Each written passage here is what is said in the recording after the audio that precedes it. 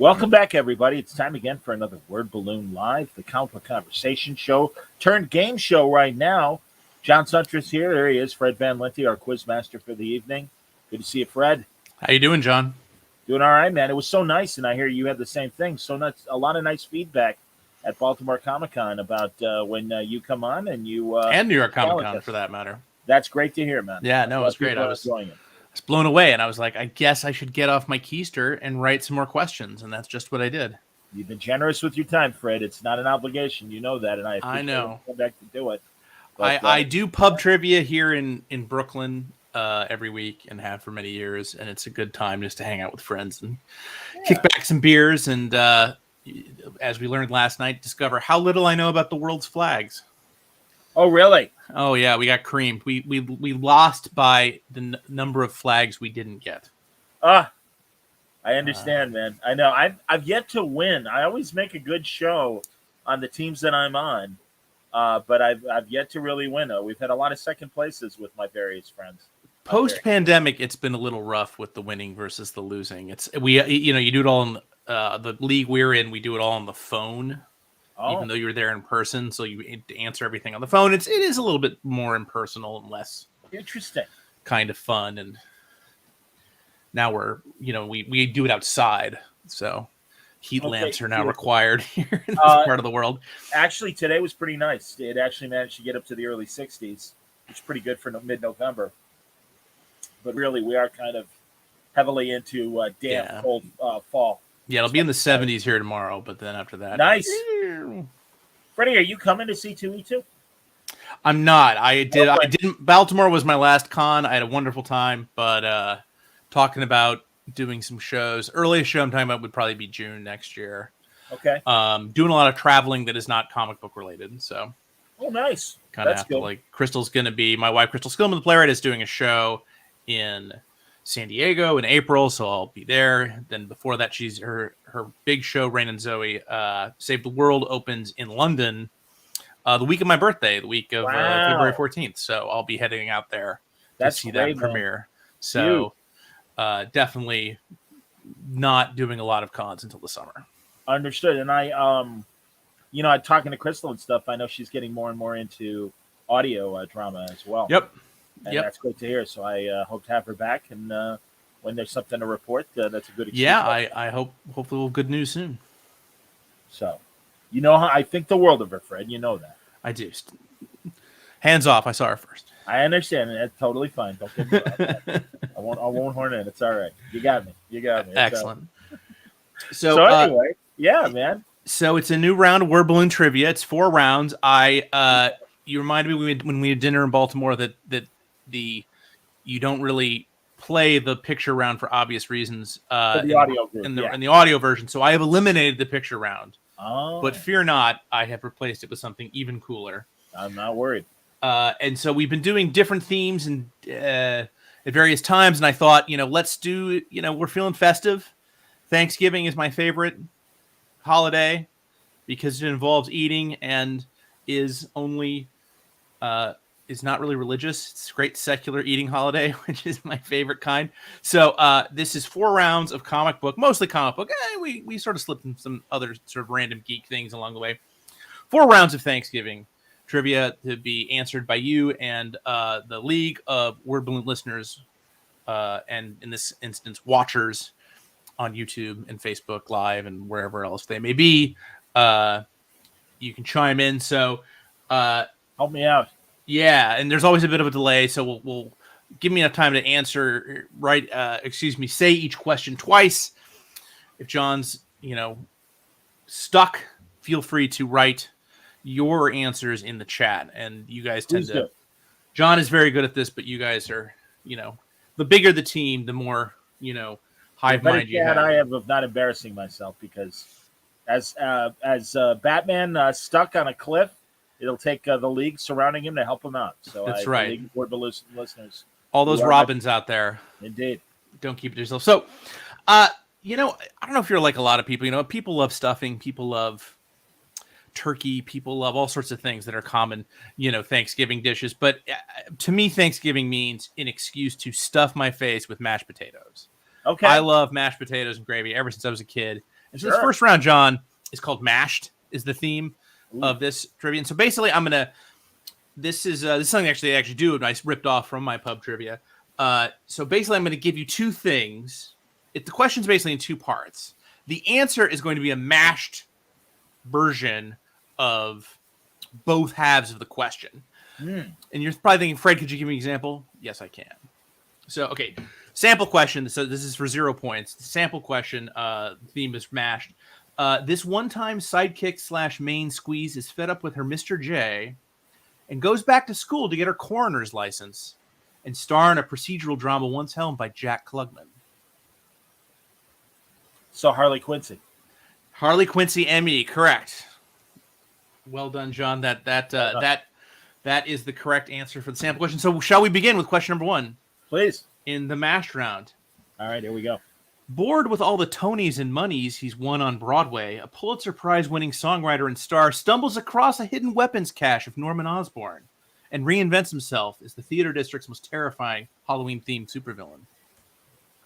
Is that Lin-Manuel Miranda Goblin? Try it the other way. It can also go the other way. So Green Goblin Lin-Manuel Miranda. Green Goblin Manuel Miranda. Goblin Manuel Miranda. They're mashed, John. They meet together in the middle like a Chinese finger. Right. But you know what? You basically got it. All right, I'm slow. You know that. So it's all right. It's all right. It gives the league time to catch up. Okay. Question number 2. Round theme is mashed. This trio of Jedi-hating warriors infiltrates local cantinas across the galaxy as an 80s cover band, performing signature hits like Cruel Summer and Venus, while never removing their Beskar armor. Okay, give me the first part again. So it's This trio of Jedi-hating warriors infiltrates local cantinas across the galaxy as an 80s cover band, performing signature hits like Cruel Summer and Venus, while never removing their Beskar armor. I will confess this is impossible to say, although I was very proud of myself when I came up with it. So yeah, it's Bananarama. I know is part of it, right? And the main point that Bananarama is involved makes me happy. So who are the trio of Jedi-hating warriors with Beskar armor? Oh, so yeah, it's so Mandalorian Bananarama. You can go the other way too. Bananarama Mandalorians. That's right. Well done, John. That is correct. Yeah. Jesus Christ. Well done. That's right. It's Bananarama Mandalorians. I can't. Where do you get your weed, and why haven't you given me any? That's right. Question number 3. The former executioner of the Tokugawa Shogunate ditches his son in his baby carriage and decides to cash in by getting his broker's license in a pile of Quaaludes to fuel his dubiously legal trades. Okay. The former executioner of the Tokugawa Shogunate ditches his son in his baby carriage and decides to cash in by getting his broker's license and a pile of Quaaludes to fuel his dubiously legal trades. Better call Lone Wolf. I'm looking for Breaking Bad, and what's Lone Wolf? I'm assuming Lone Wolf of Wall Street. That's the Lone Wolf of Wall Street. Oh, very nice. All right, so I didn't get that one. All right, very good, but I still like it.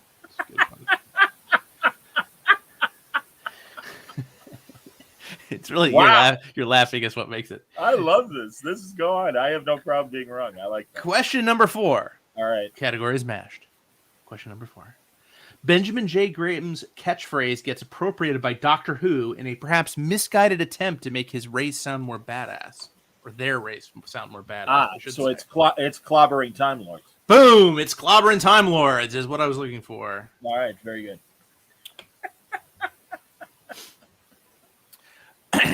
Richard's question number 5. All right. Round theme is mashed. Richard Stark's signature rogue, who has been played both by Lee Marvin and Mel Gibson, takes on his most dangerous heist yet, dodging clone T-Rexes and raptors in a tropical isle.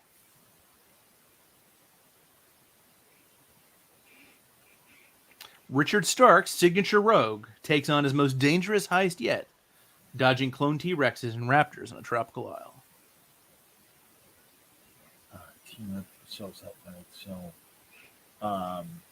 on a tropical isle. Raptors, king raptors. So God. Oh, Jurassic Parker. Jurassic Parker, exactly. That is what I was looking for. Well All right, done. Took you a minute there, but yeah, you I'm got like it. Wordplay. It's wordplay. All right.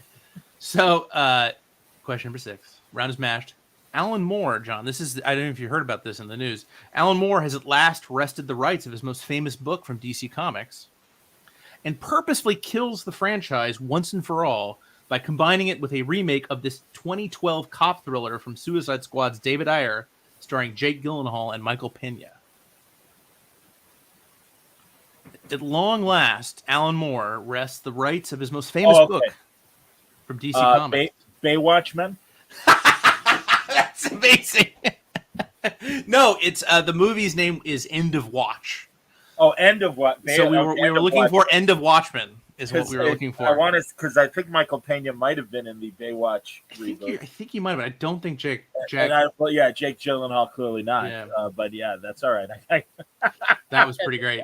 Now I'm annoyed I didn't think of that myself. I do like Baywatchmen as well. Baywatchman I think Baywatchman needs to be made. I agree. Somebody call, and even Dino. Well, knowing DC still watching and says I like Baywatchman better.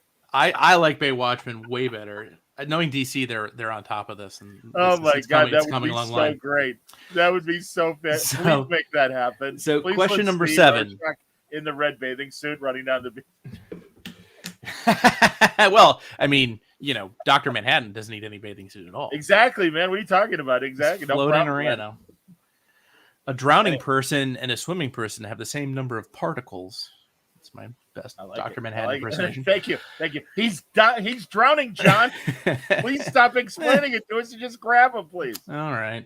I like it, man. Now we whatever you say, Lori. Baywatchman improv, please. Let's continue. Question number 7. President Abraham Lincoln first declared Thanksgiving an official national holiday after a Union victory in this pivotal battle that he also declared should be a fast food-themed arcade classic from Bally Midway. So maybe Gettysburg and Midway. Abraham Lincoln first declared Thanksgiving an official holiday after a Union victory in this pivotal battle that he also declared should be a fast food-themed arcade classic from Bally Midway. From the 80s. Yeah, so it's got to be like a video game of some sort. I'm sorry, the question one more time, please. President Abraham Lincoln first declared Thanksgiving an official national holiday after a Union victory in this pivotal battle that he also declared should be a fast food-themed arcade classic from Bally Midway.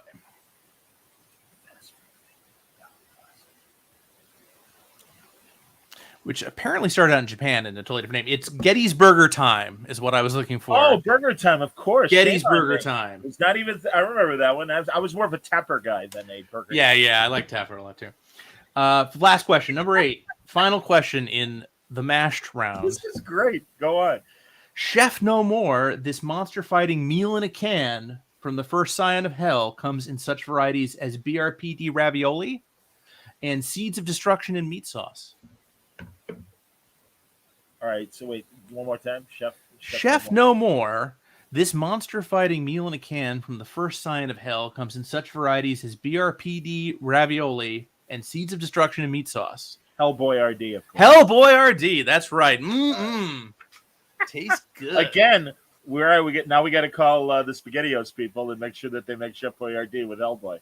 That's right. That'd be great. I mean, if they make another movie, that'd be a great tie-in, I think. Get working on the can, please.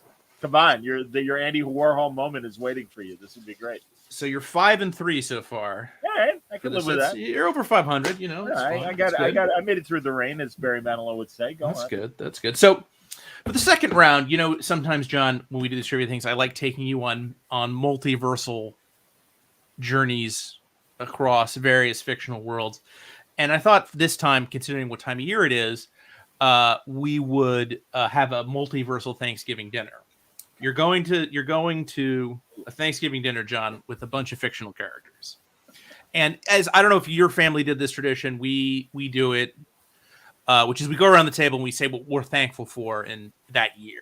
Yes. So, John, I'm going to give you, as we're going around the multiversal table, what these people are thankful for in 2021. You have to guess who they are. Understood. Based on what they're thankful for. So Fantastic. This round is called Multiversal Thanksgiving 2021. Who am I? First question. I'm thankful I returned to my source medium prose with a novel bearing my name from mega popular author James Patterson and co-author Brian Sitz. I am the Shadow. You are the Shadow. That's right. I hear that book sucks. So do I, but and that bums me out because, as you know, you and I we are Shadow fans. I am. Well, radio. I'm more of a radio. I respect that, and that was my introduction to the character. But I have read many of the Walter Gibson novels. Man, with those great Steranko covers. Yeah. You know, releases. And I'll even say, if Nick Berrucci is listening, Dynamite, excellent comic book series of late, unbelievable stuff. And JD tells us the book is terrible. And I've only read 3 pages. Hilarious. And he dropped it. Yikes. That's not a ringing endorsement. JD, I thank you for telling. It's so funny. The only time I ever see paperbacks lately, just because of COVID, is like if I'm grocery shopping and by chance the grocery store has a paperback section. Okay. And I'll see like James Patterson books. And I won't deny, every now and then I'm like, is the Shadow going to be here? I don't think it's in standard small paperback yet. Oh, yeah? I could be wrong. But I think I only knew about this because you told me about it at dinner. that it exists. That's right. Yes, when we were... Yes. Too funny. Who's your favorite radio Shadow? I mean, it's easy to say Orson if it is Orson, and that's okay. You know, my dad had a multi-record set of the Orson Welles stuff. That's what I listened to. I remember from the library, believe it or not, I got like cassettes of them, and I did hear whoever the guy was who followed him. Bill Johnstone was that guy. Yes. And he was really good too. Honestly, much like the James Bonds, in my opinion, there's never been a bad Shadow. I am particular to Brett Morrison, who was after Bill Johnstone, and he carried it on until the show ended in the early 50s. But really, I love all 3. There've been bad James Bond movies, but yes, I think you're right. I think particularly Roger Moore towards the end was rough. I agree with that as well. But like Lazenby, God, especially now that we know the full backstory, that Lazenby basically bullshitted his way into this movie, having never done a movie before. It's like he's fine. There's nothing wrong with Lazenby. No, he's not the actor that Connery and Craig and everybody else is, but he's fine. You know, it's one of the best movies. You did one. 100%. It was great. Absolutely. Multiversal Thanksgiving 2021, who am I? Question 2. I'm thankful that a comic from February 1997 starring me was reprinted in this year, depicting my Riverdale High class doing remote learning over the computer in the year 2021. So I thought this was clever. In 1997, they predicted remote learning in 2021, the year. Before playing hooky with Veronica to go shopping in her hover car. You see the hover cars, humming down the streets in 2021 all the time. And saving Archie after being blown up doing a chemistry experiment in his garage. Saving Archie.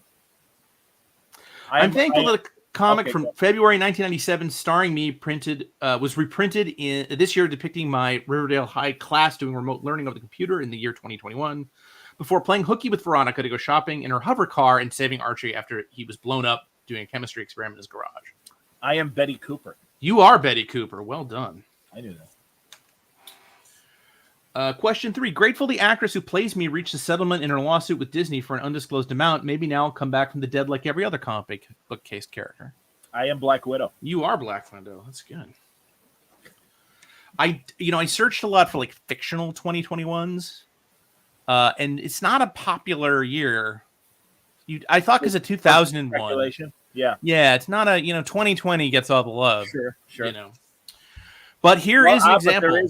But there is C-Lab 2021, the fine Cartoon Network adult swim show. I should have thought of that. Oh well. But here is a fictional one. Number 4, I'm thankful that I, the protagonist of a 1990 film based on a classic cyberpunk short story set in 2021, got this shit out of my head. One more. Question 4. I'm thankful that I, the protagonist of a 1990 film based on a classic cyberpunk short story set in the year 2021, got this shit out of my head. I was played by Keanu Reeves. Yeah, I know. I'm debating if it's in the year again, 1990? 1995. Oh, 1995. I am the Matrix. Or I am Neo. I'm afraid not. The answer Johnny was Mnemonic? Johnny Mnemonic. It is Johnny It was Mnemonic. Johnny Mnemonic. Matrix, I think, was 99. It was 99. Shame on me. Yes. Question And it's funny 5. because that Johnny Mnemonic was sitting in my brain as well. Yeah. And why would it? Other than to answer your question. Well, we said once we saw that, we saw getting the shit out of my head over and over again after we saw that not great movie. That's true. 2022 is when something. I just saw another cool. He says 2022 is when Soylent Green happens. It's people. I had a really good Deep Space Nine one. The bell.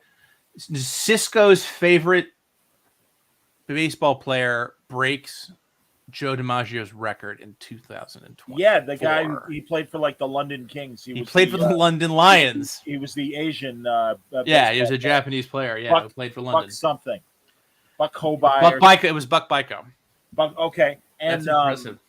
And I was going to say, and JD, I'm glad you brought up Soylent Green because I always like to point out to people, if all you know is the line "Soylent Green is people" and think don't need to see the movie, you are really blowing it because it's an excellent suspense movie that has futuristic tones to it. It's a great movie, and the reveal is not. This is not like The Sixth Sense, right? Where knowing, it's not knowing what that ending of the line. And also directed by it was Edward G. Robinson's last movie, and he's terrific in it. And it was directed by Max Fleischer's son, Richard Fleischer, who also directed 20,000 Leagues Under the Sea. Yeah, I did not know it was directed by Richard Fleischer. That's amazing. Wow. Actually, Richard Fleischer directed Star Trek the movie? No, that's right. It was Robert Wise. Not Robert Wise. That's Robert Wise. But I was going to say, of the three Planet of the Apes, Soylent Green, and whatchamacall, I Am Legend. The Omega Man. The Omega Man. I'll admit Soylent Green is my favorite of the three. Absolutely. I actually like. But I actually slot Planet of the Apes last in that trio. Yeah, I love the Omega Man. I don't care the order. I mean, I think all three are genius movies. And what's his face was an idiot for complaining about it before he made his Planet of the Apes movie.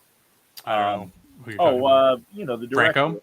No, the guy who directed Batman. Tim Burton. That's Tim not Burton all over the Franklin Schaffner Apes movie, and it's like, you don't know what you're talking about. That movie's a goddamn classic. And really, I hope deep down you know how shitty your version was. Yeah, his version was not good. Anyway. Multiversal Thanksgiving 2021, who am I? Question 5. I'm excited that the 25th movie in my franchise finally got released this year. I am James Bond. You are James Bond. Well done. Still haven't seen it. I have to confess. I know what happened. Me neither. And knowing what happens kind of makes me think, I'll wait for Kevin. Right. I'm grateful not just for being dead anymore, but running an intergalactic mafia in my upcoming Disney Plus series. Intergalactic mafia. I'm not dead anymore. It's got it, and maybe it's a Star Wars thing. But let's see. Is it Obi-Wan? I am Obi-Wan Kenobi. No, I am Boba Fett. Of course, you're Boba Fett. I forgot that's what he. I didn't know the premise of the Disney show, but it's good. So it's trivia. Like it. Question number 7. In 2020, a movie featuring me got released right before the pandemic lockdown started and might have hurt its box office. And I'm just grateful that my 2021 movie featuring me did not also precipitate a lockdown. So instead, being simultaneously released on HBO Max maybe hurt my box office. Oh, I was gonna say, but it's not because it wasn't on HBO Max. I don't think. In 2020, a movie featuring me got released right before the pandemic lockdown started. It might have hurt its box office, and I'm just grateful that my 2021 movie featuring me did not also precipitate a lockdown. So instead, being simultaneously released on HBO Max maybe hurt my box office.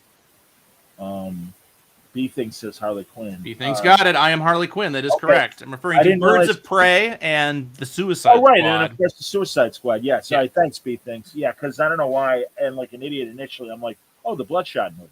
And I'm like, no, that wasn't it. Yeah, no. I mean, that was a Sony production.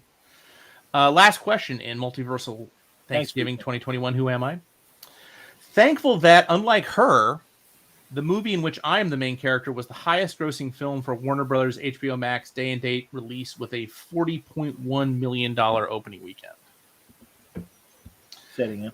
Thankful that, unlike her, i.e. Harley Quinn, right, the movie in which I am the main character was the highest grossing film for a Warner Brothers HBO Max day and date release with a $40.1 million opening weekend.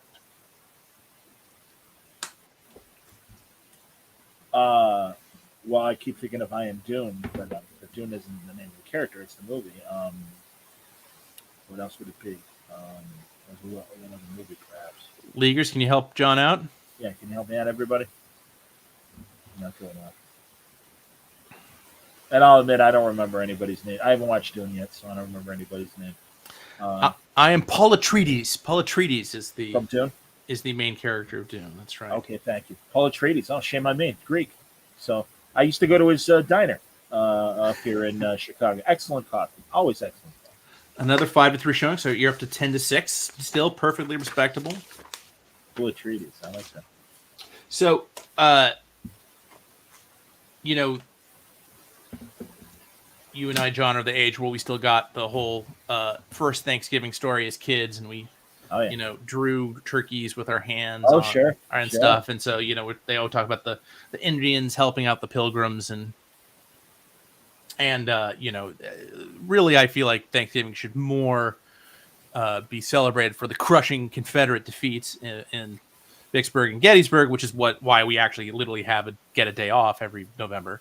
But in the spirit of tradition, this round of Thanksgiving trivia is Indians and Pilgrims, but mostly Indians, because there's only so many comics questions you can come up with Pilgrims. So round is Indians, Indians and Pilgrims, but mostly Indians. Mostly Indians. Indigenous people. All right, that's fine. Native Americans. All right, very good.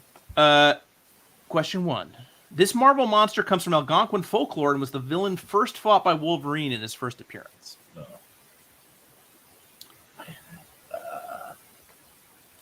I don't know.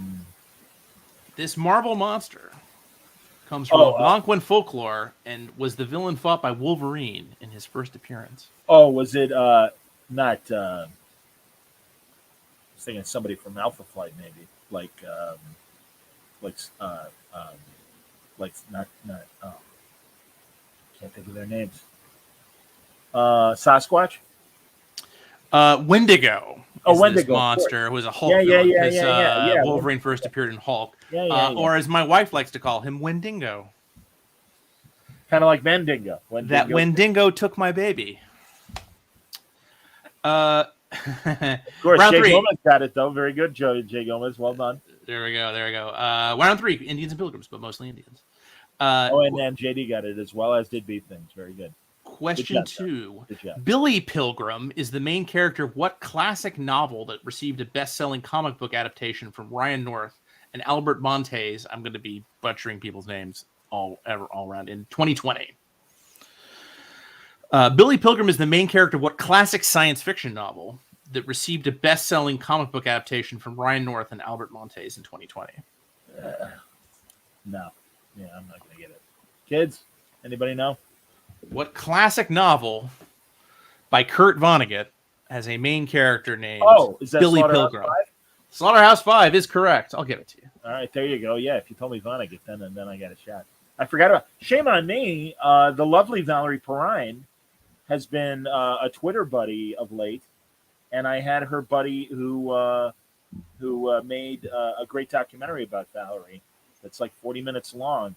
But we talked about Slaughterhouse 5 and stuff, and man, she was in the movie, the earlier movie. Yeah. Yes, and really, that woman had so many great movies, and then sadly, right after Superman, her agent's like, "We got a great movie for you with the Village People called Can't Stop the Music, and we got the decathlete Bruce Jenner in it. It can't miss."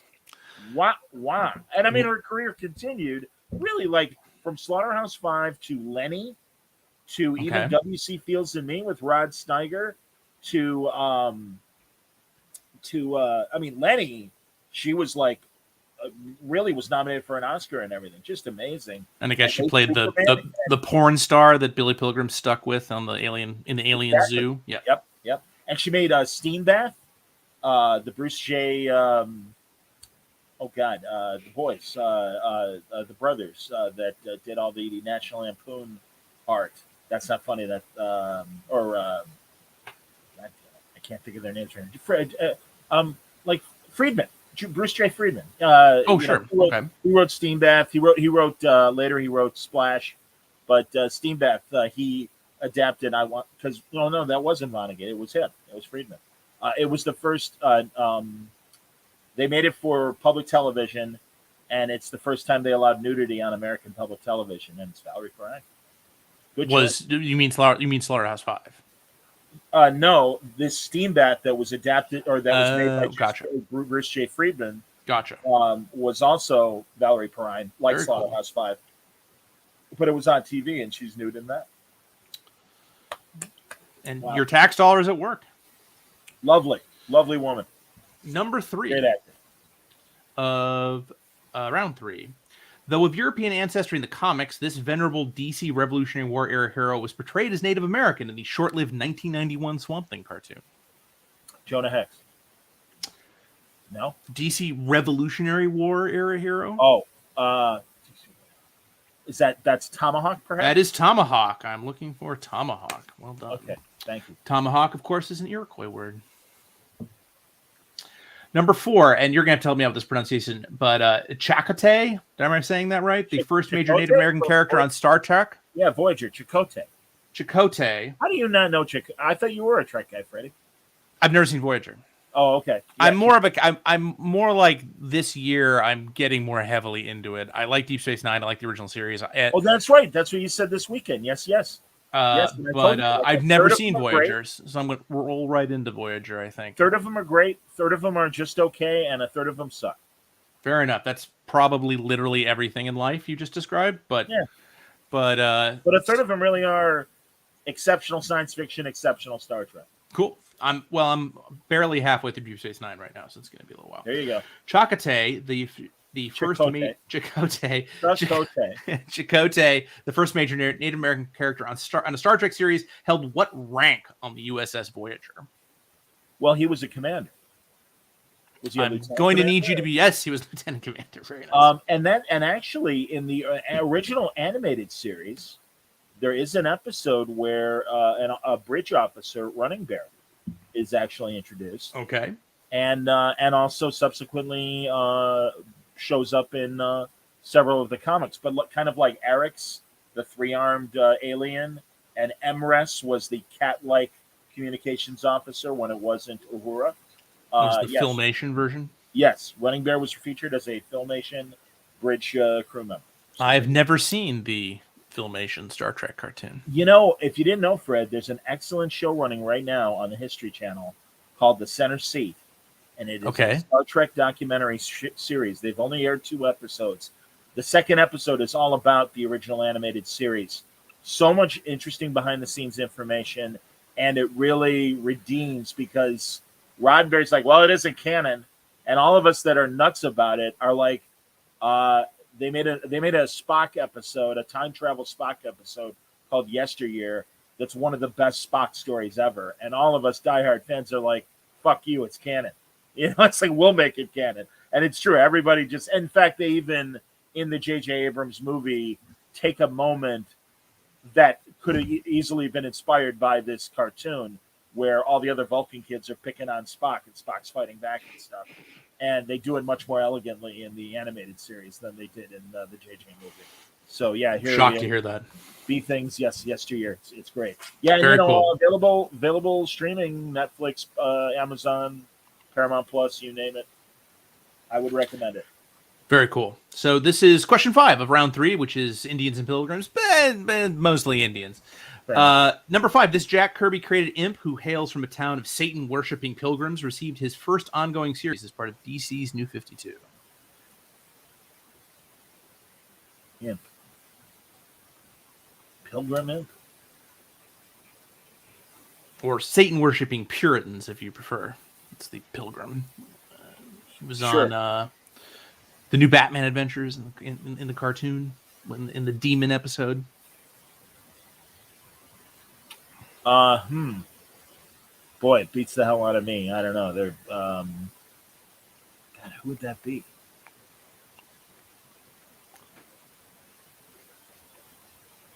I think he was in Young Justice for a while. I'm looking for Clarion the Witch Boy. Oh, Clarion the Witch Boy. Yes, with that stupid hairdo. Oh, Of course, Clary and the Witchport. I love that hairdo. What are you talking about? Number 6. 2 Marvel heroes of native ancestry have gone by this code name. The first, a male Australian Aborigine introduced in Contest of Champions. The more famous one, a female member of Canada's Tsuut'ina Nation and the daughter of a founding member of Alpha Flight. What's your Alpha Flight knowledge there, John? Shitty. Shitty. I wrote Alpha Flight and I wanted to put this character in, but we never got around to it. Oh, bummer, dude. How long did you write Alpha Flight? Just 8 issues. What do you talking about? 9, actually. We did. That was back when Marvel was doing those 0.1 books for some reason. Oh yes, of course. Yes. So I will just repeat the questions. 2 Marvel heroes of native ancestry have gone by this code name. The first, a male Australian Aborigine introduced in Contest of Champions. The more famous one, a female member of Canada's Tsuut'ina Nation and the daughter of a founding member of Alpha Flight. The answer is Talisman. Oh, okay. But the Alpha Flight member is the much more famous Talisman. I'm answering Comic Crack. He was looking for that Spock episode. And yes, it's from the animated series Star Trek. The episode is called Yesterday. DC Cool. Fontana, one of the great Star Trek writers and story editor of the animated series, wrote that specific episode. It's very cool. Moving on. Question 7. Yes, sir. Now, again, this is somebody else's name I'm going to mangle. When Joe Kelly and Doug Mankey, I don't know how you pronounce his name. Doug Mankey, terrific. Minnesota Zone.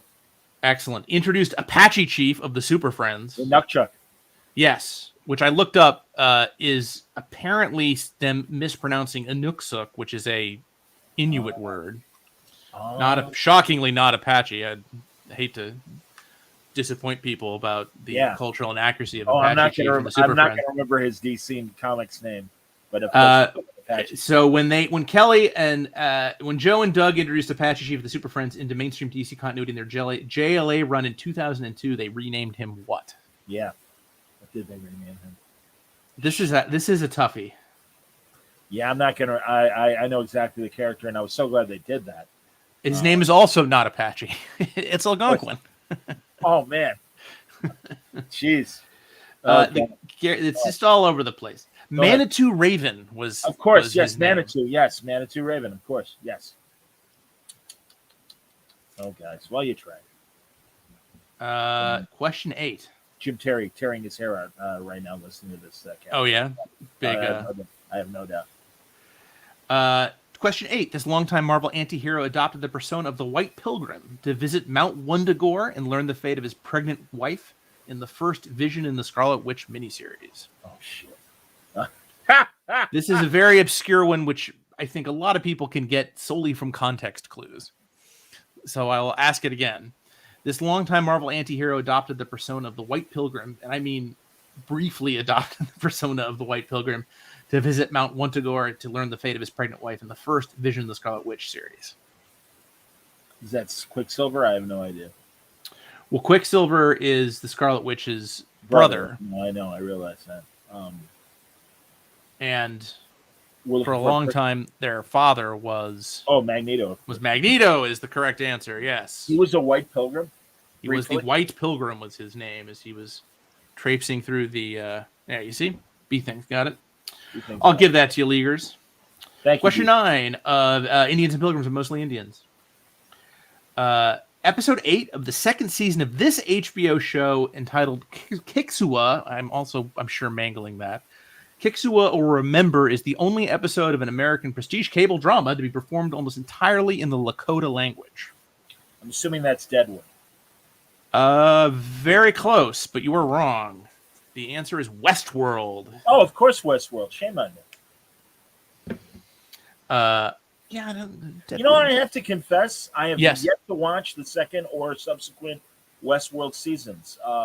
I really like the second season.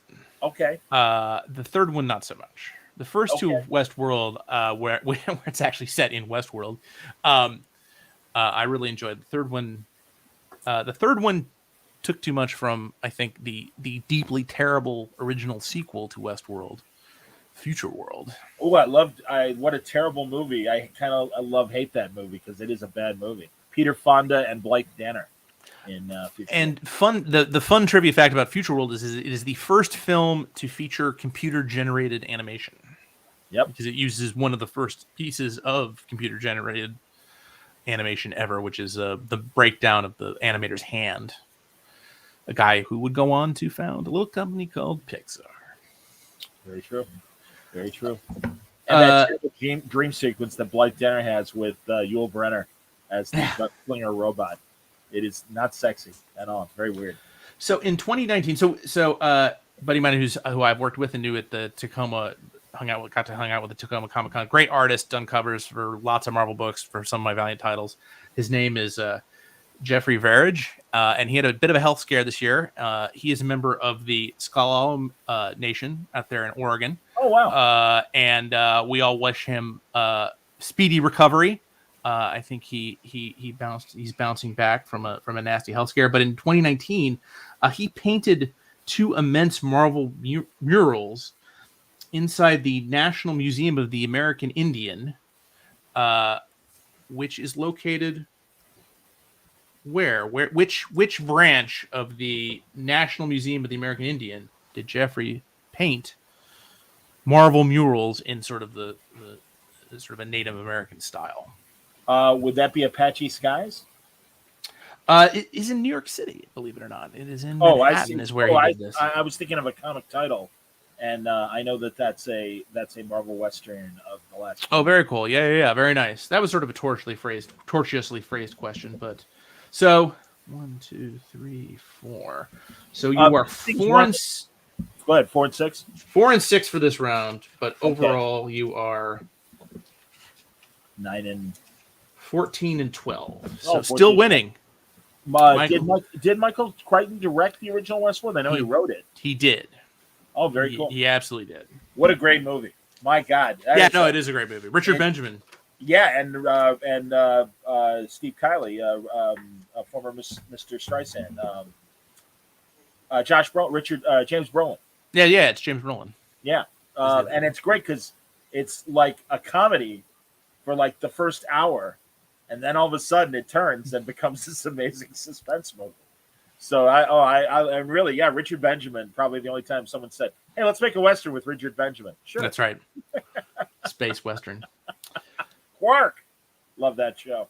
Several episodes of Quark on YouTube. Some industrious tapeworm has managed to upload at least 4 episodes of Quark. So if everyone's curious, of what? Quark, the Richard Benjamin sitcom from the 70s. It was only a summer season. Okay. But it was kind of Spaceballs before Spaceballs. It was more of a Star Trek parody than it was a Star Wars parody. I know what you're talking about. Buck Henry created it. Richard Benjamin was the lead. And it certainly has its warts. But if you're curious, it's certainly worth watching. Nice. All right, moving on. So the final round is the mystery round. I'm excited. And up until this point, as is traditional, and the way we've been doing it up until this point is like themes. Like I would ask you a bunch of questions, and you're like, "Oh, these are all NBA teams," or "Oh, these are all Disney princesses," or whatever. Yeah. So I ran out of ideas for that one. So instead, we're doing a different kind of mystery round, which is an acrostic. So the first letter of every correct answer will spell something out. So as I see John is doing, you at home might want to grab a pencil and paper and see if you can work this out.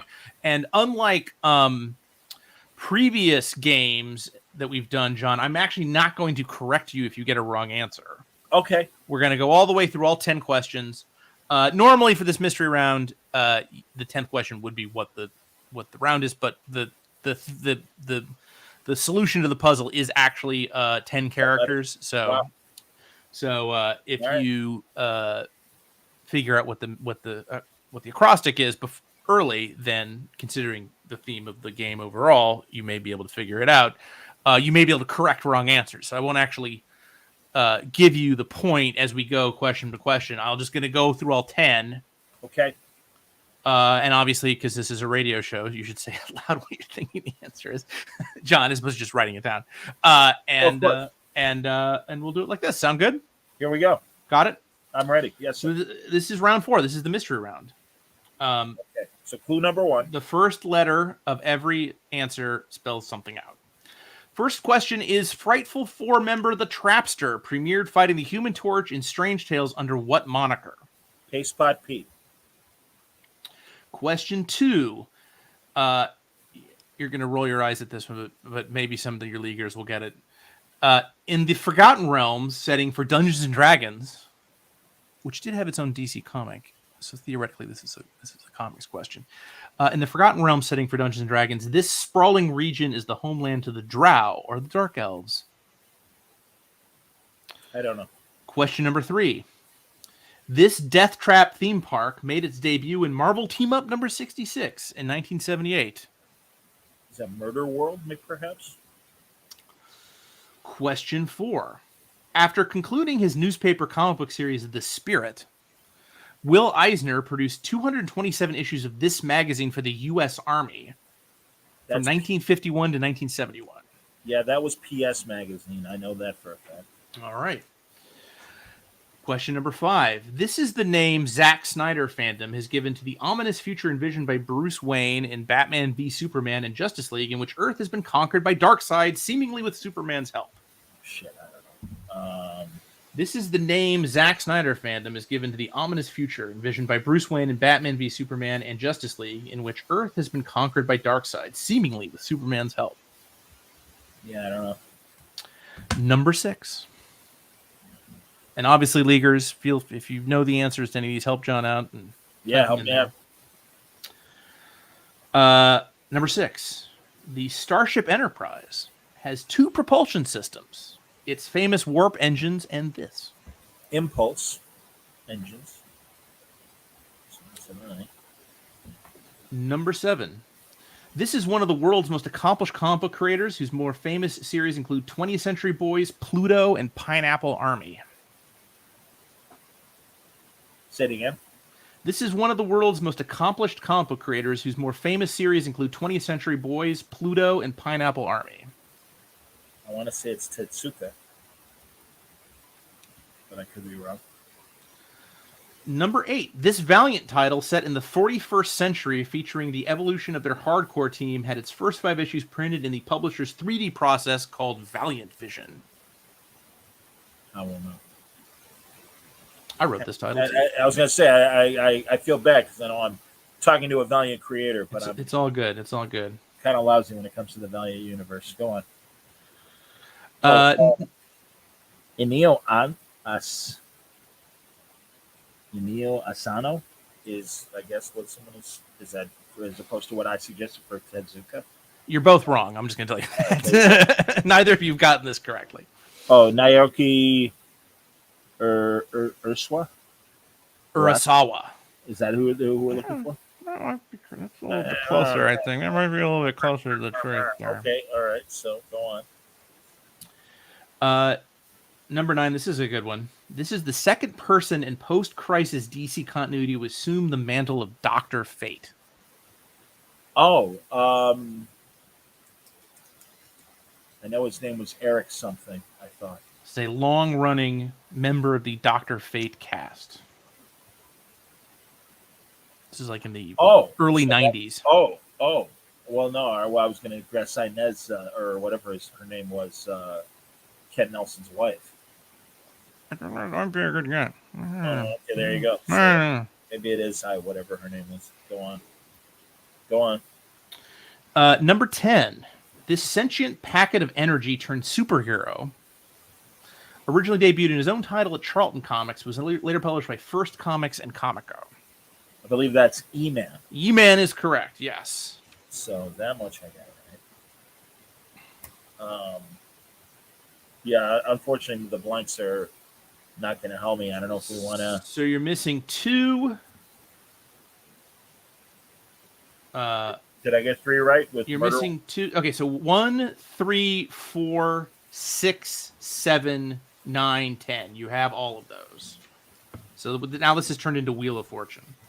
All right, so go ahead. You got 1 is P. That's right. Number 2 is still a mystery. Is blank. Right. Number 3 is M.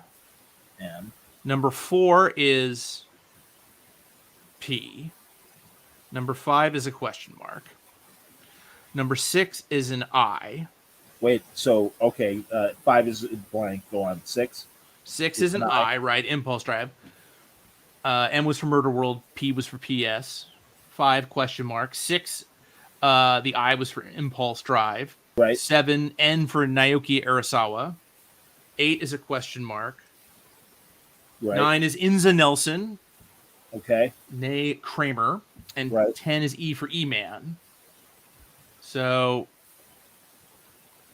what, John, what often comes at the end of a Thanksgiving dinner? Oh, it's pumpkin pie. That's right. The acrostic is pumpkin pie. Number 2 was the Underdark is where the Drow come from in Forgotten Realms. Nightmare with a K is the Zack Snyder fandom term. Oh, that's a cute way of describing Batman. Sure. Darkseid taking over with Nightmare. Superman's Oh, help. I like that. I like that. And you see, that was a silent K, and I was trying to fool you with Psylords, which is the Valiant title that was printed in 3D. That's the P in pie comes from Psylords, PSI - Lords. So N is nightmare without a no, that's KI. What was the N? Naoki Urasawa. Yes, of course. Yes. Okay. Yeah. So not bad. You got 1, 2, 3, 4, 5, 6, 7, and you finish with a total of what we got here. 21 versus 17. That's pretty respectable. That's not bad. 21 out of 17. And I betted over 500. All right. That wasn't bad. I like that acrostic mystery round. That's a good one. As did I. That was excellent. That was again, Fred. I love that they're hard questions. I don't want it spoon fed.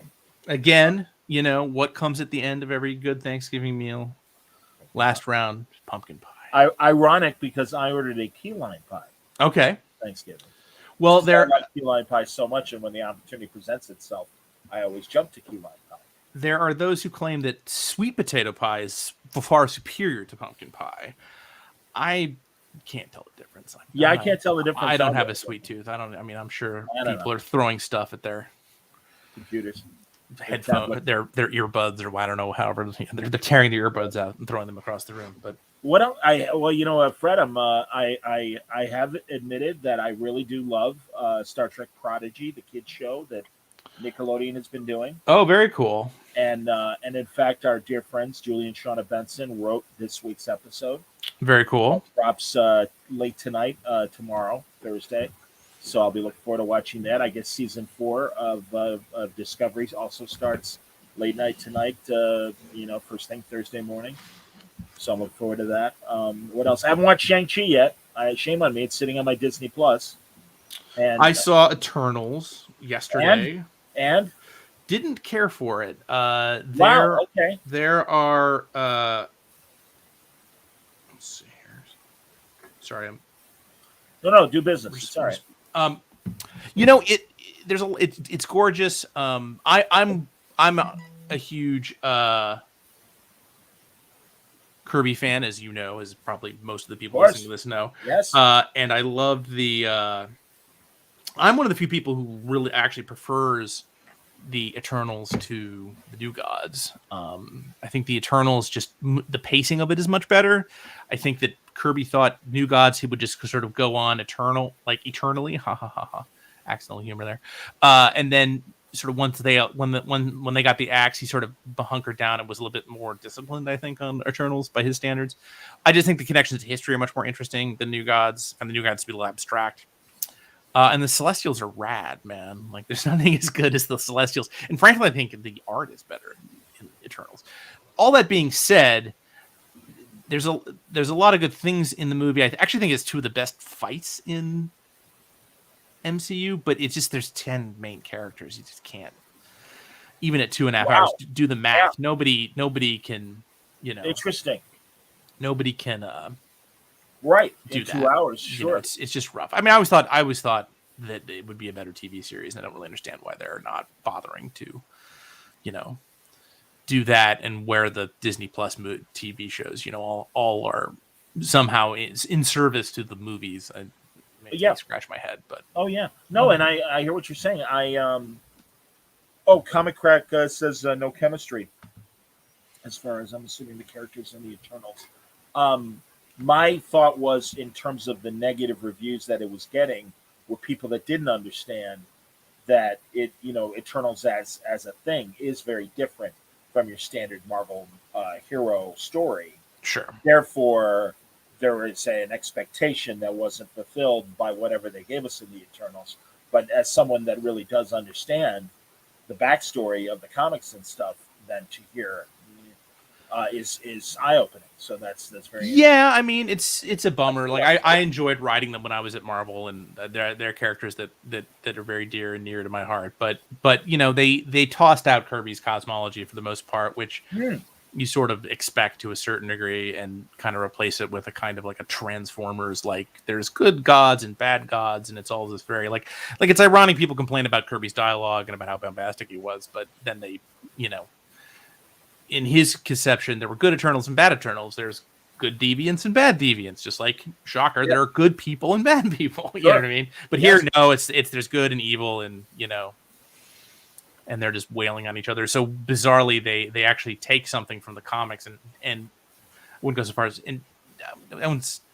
say they dumb it down, but they make it they somehow make it even more complicated by dumbing it down. It's very strange. Because again, the inspirations of what was going on back then, that pushed Kirby not only in the Eternals and New Gods, but also his continuation of 2001, things like that. Chariots of the Gods, Von Daniken, the book and the documentary. Right. For people who don't know, that need a simpler version, Ancient Aliens, the History Channel show, takes a lot from Von Daniken as well. That intrigued me, and especially imprinting that on a Marvel Universe idea. Sure. But I still want to see it, but it's disappointing to hear. Very disappointing to hear. I am looking forward to, here's a non-comics thing that I'm really looking forward to that will drop on Thanksgiving. Peter Jackson's Beatles miniseries on Disney Plus. Every indicate, do you know about that? That he took. I do. Yeah, he took the Get Back footage and basically reassembled it into a different movie, which I think is fascinating. I'm looking forward to it. I'm really looking forward to it. So I really enjoyed The French Dispatch, which is Wes Anderson's latest movie. Please, that might actually be my favorite. That might be my favorite one of his films. It might just be because I'm a writer and it's a movie entirely about writers, so I'm super biased. But I thought it was terrific. That's awesome. And really moving and funny and just really well done. Well, yeah, and it's kind of like a look at the 20th century of this fictional publication that I assume is that's based on like the Paris Match. Is that a fair? The Paris Review or the New Yorker, yeah, the one that Plimpton. Wasn't he the kind of patron saint of that Paris Review? I think so. Yeah. Okay. But yeah, it's just a really great movie, and I'm looking forward to Guillermo del Toro's remake of Nightmare Alley. I'm really looking forward to. Wow, I didn't know that was happening. Wow. With, like Bradley Cooper's in it, and is he playing the Tyrone Power? Yeah. Wow, interesting. Yeah, all right. Comic Crack also looking forward to French Dispatch. I agree. I thought it was terrific. Yeah, and it's at Mark Cuban's Century Theater chain here in Chicago, French Dispatch, and I love those theaters. They're cool. So I might. I don't know. I haven't done it. Have not gone back to the theaters yet. Oh yeah. I'm going to see Saturday night inside at one of the smaller theaters for music, Park West here in Chicago. Nick Lowe, the great nice pub rock collaborator of Elvis Costello and the like, and the leader of Rockpile back in the day. People might remember the song from The Sopranos, "The Beast in Me." Sure. The very haunting Nick Lowe acoustic song, but Cool to Be Kind. Cool to Be Kind. I was a freshman in high school in the summer of '79 when Cool to Be Kind came out, and I was bopping my little head at 14, going, "What a great song!" There you go. Yes, indeed.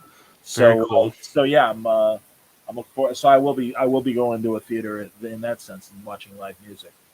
Yeah, I saw the Eternals. We went the Jack Kirby Museum, which is a great organization, had a pop up, sort of a Gods theme pop up of original Kirby art from Captain Victory and Silver New Gods and Silver Star. some Silver Star. Yep, and he had some New Gods. They had some Eternals, and they did a great little pop up in Tribeca. So Chris and I went and saw that, and then we went to they had little celestial heads you could put on, little celestial Hilarious. helmets. That's fantastic. So we posted that on our Instagram, and then we walked to the new Alamo in Manhattan. Is fantastic. If there are any people who are planning on going to Manhattan anytime soon, it just opened like a month ago, and it's spectacular. Here's a Jay Gomes question. Forgive me if you're not finished. I'm done. Here, Jay Gomes wants to know. Although I kind of know the answer to this, will we ever have a history of manga or a history of European comics? Probably not from me. You got some of that from Comic Book History of Comics, obviously, but probably just did all we were going to do on comics. We did 200, 300 pages of comics history comics, and that's probably it for us. Ryan and I have more stuff cooking, and some more nonfiction cooking, which we talked about when you had Ryan on your art show on Saturday. Indeed. But not that, I'm afraid. Okay, yeah, viewers, I hope you'll check out the conversation with Ryan and Fred from Saturday. It was great if you haven't already done it. Audio people, I just posted it Monday, and then someone told me, hey, it's only 7 minutes long. So I reposted it today on Tuesday, or yesterday on Tuesday. And now it's more than 7 minutes long. It did. So we fixed that. But yeah, no, that's great to hear that you guys have more stuff cooking. So that's cool. Yeah, I don't know. Any other announcements, Fred, before we wrap up in terms of?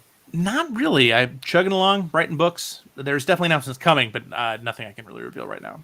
No, that's cool. No problem, man. Well, and again, people, we mentioned Kirby a lot. If you don't remember, of course, Fred and Crystal, the team behind King Kirby, the excellent off-Broadway play, but also turned into a fantastic audio drama that you can also pick up wherever you find podcasting. If you search for King Kirby, you'll be able to find it. Yep. And it's a fantastic dramatization of the life of Jack Kirby that Fred and Crystal put together. And happy that they came to talk about it here on Word Balloon on previous episodes. And I can't recommend it enough as one of my favorite dramatized podcasts. So thank you so much, John. Of course, absolutely, man. Yeah, I'm trying to think of what else. That's those are my thoughts. Otherwise, yeah, just looking forward to more Star Trek. That's your story, and you're sticking to it. Pretty much, man. No, great question, Fred. Well done as always. Thank you. That was super fun. I did make it a little bit more challenging. And I appreciate that. But you still came out ahead. I did all right. You know, I did all right. I would have made it to second place once again with my trivia team. But thank you very much, League, for filling in the blanks as you did. Yes, thank you, League. And everybody, thanks a lot for watching. So, what can I tell you about the rest of the week? Tomorrow night, speaking of audio adaptations and video adaptations, Kinescope, our look at the live television years of the early days. Oh, Kapla, B, thanks. Thank you very much. I was watching the Deep Space Nine baseball episode, Take Me Out to the Holosuite, and I love when Worf, when I was like, come on, let's hear some chatter. I haven't gotten that far yet. I'm right. Still on the end of season 3. Worf does not show up until the premiere of season 4. That is true. The Way of the Warrior. Look forward to this season 7 episode with Worf, who has a fantastic line about baseball. I'll leave it at that. But comply, absolutely awesome. Yeah, no. You're in for where are you in the second season or I'm at the end of the 3rd. Oh, very good. The Cardassians and Romulans are attacking the Dominion for some reason. Doesn't seem like a good idea. Doesn't seem like a good idea. And Garrick is seeking out his former Obsidian Order spy master. Correct. Played by Paul Dooley. Tremendous. Paul Dooley slathered under Cardassian makeup is the people that got to sit in those chairs and become the various aliens. Wallace Shawn. Yes. What's his face? The guy from Twin Peaks, who's a Bajoran for like 4 episodes. That was all pretty. The guy he played Horn on Twin Peaks. Played Audrey's father on Twin Peaks. He was a Bajoran war hero for 4 episodes before they killed him off. That's a great one. That's a good multi-part story. Absolutely. Yeah, the multi-part ones in general are pretty terrific. Yes, and even when they introduced the Maquis, and it's Cisco's old buddy, captain or commander buddy that Yep. comes Amaki and everything. The great, that wonderful actor, black actor. Yeah, I know who you're talking about. Shame on me. I love him in Brian's song, the movie about Right. Gail Stairs that Felipe and James Caan made about Brian Piccolo and Gail Stairs. Right. Anyway, what was I going to say about? You're right. Every 2-part episode of Deep Space Nine is succeeds in ways that some of the next gen 2-parters, they're okay. A couple, most of them. Yeah, I never really warmed to Next Generation. Maybe assuming I make it all the way through Voyager, I might then go back and go do Next Generation. Okay. Well, to finish my thought about our Kinescope episode, tomorrow night, 12:30 Eastern. So Fred and Crystal will be asleep. It's 11:30 Central, 9:30 Pacific, mostly to cater to Gabe Hartman and Jeff Parker, our co-hosts. But we're looking at 1984. And we're looking at a very interesting mid-50s adaptation that stars Eddie Albert of Green Acres and Lorne Green of Bonanza. Come on. Typecasting. You had me at a low, exactly. But we're also going to look at some of the various radio and other adaptations, the Richard Burton, John Hurt movie of the mid-'80s that was released, of course, in 1984. There's a radio version where David Niven plays Winston Smith. There's also a mid-'60s BBC radio version. I just read a Brazilian graphic novel adaptation of it that I think came out this year. Wow. Former Doctor Who, Patrick Troughton. It was, I believe, when he played the Doctor. He also did a 1984. So, we're going to have a lot of fun talking about the various adaptations of the classic George Orwell story. So we're talking about that on Thursday. Chris Sabella is going to join me on Friday to talk about some of his latest comics as well. So that's the Word Balloon Live lineup for this week. And we're planning some other things leading up to Thanksgiving and more great panels from this past weekend for comic art fans where Ryan, Fred, and I also spoke. So a couple of those other conversations also posting before and after Thanksgiving. So everybody, thank you for watching. As always,